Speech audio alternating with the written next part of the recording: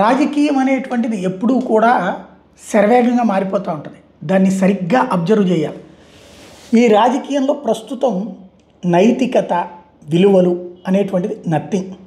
ఎందుకంటే నైతికత వైపుకు వెళ్తే జనాలు పట్టించుకోవట్లేదా? ఇక్కడ ఎలాగైపోయిందంటే గ్రౌండ్ లెవెల్లో కొంతమంది నాయకులతో మాట్లాడుతుంటే పాపం అనిపిస్తోంది.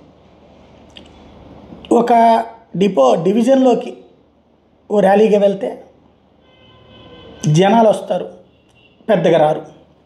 మన వెనకాల ఓ 1000 మంది కనబడాలి, కనీసం ఒక 500 మంది కనబడాలి. ఈ 500 మందికి ప్లస్ అక్కడ ఉన్నటువంటి జనాలు ఎవరన్నా రావాలన్నా అక్కడ ఏదన్నా ఒక హాల్ లాంటిది ఏర్పాటు చేసుకుని తీసుకోవాల్సి వస్తుంది. మినిమం భోజనాలకి లక్షల రూపాయలు అయిపోతున్నాయి. రోజుకి 500 నుంచి 1000 మందికి భోజనాలు పెట్టాల్సి వస్తుంది. ప్లస్ మందు, ప్లస్ డబ్బులు. డబ్బు ఉన్నటువంటి వాడు తప్పించి రాజకీయం చేయలేడు. చాలామంది జనము కనీసం మా రోడ్డు కావాలనినో, మా కాలువ కావాలన్నో కాదు, అవి కావాలని అడిగేవాళ్ళు ఉన్నారు. మరి నేను అది చేపిచ్చేస్తే ఓటేస్తారా, డబ్బులు ఏమక్కర్లేదంటే అబ్బాబే అదే ఇదే అంటే ఈ డబ్బులు కావాలి ప్లస్ అది కావాలి. ఇదివరకు అయితే మాకు మీరు ఏ డబ్బులు ఇవ్వక్కర్లేదు, మా ఏరియాలో రోడ్డు వేయండి, లేకపోతే మా ఏరియాలో గుడి కట్టించండి, మా ఏరియాలో బావి తవ్వించండి, మా ఏరియాలో బోర్లు వేయించండి, ఎట్లుండేది. ఇప్పుడు పరిస్థితి ఏంటయ్యా అంటే అదేం కాదు, ఇదే తిండి, మందు ప్లస్ ఇలాంటివి. ఇవి నిలదీయడానికి పనికి వస్తున్నాయి, అవి మాత్రం వదిలిపెట్టట్లేదు.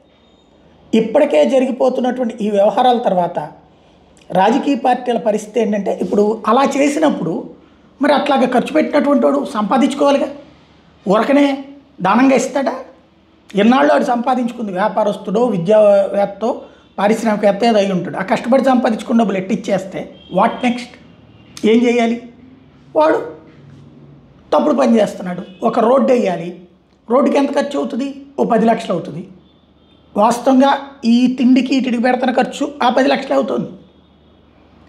ఇంకోటి ఆ 10 లక్షల దాన్ని కాంట్రాక్ట్ ఏం చేస్తున్నారు? 30 లక్షలు చేస్తున్నారు.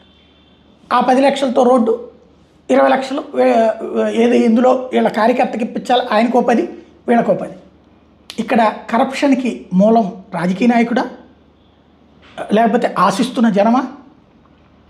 కంట్రోల్ చేయలేనటువంటి వ్యవస్థ చర్చ జరగాల్సినటువంటి అంశం.